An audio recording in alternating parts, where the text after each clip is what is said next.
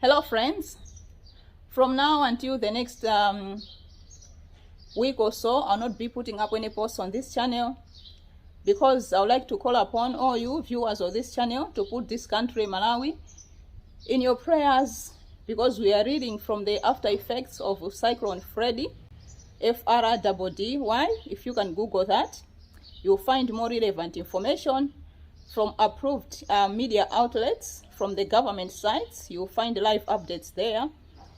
But people have lost their lives, property have been lost, livelihoods have been destroyed.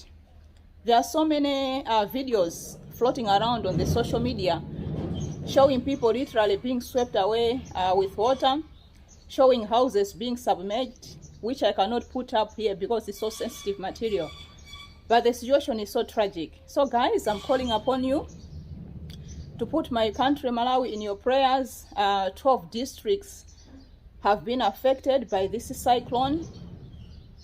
Efforts are underway to rescue people that have been affected by this cyclone, to give out aid. If you can be in touch with any organization that is raising funds to help the needy, please go ahead and do so at this moment.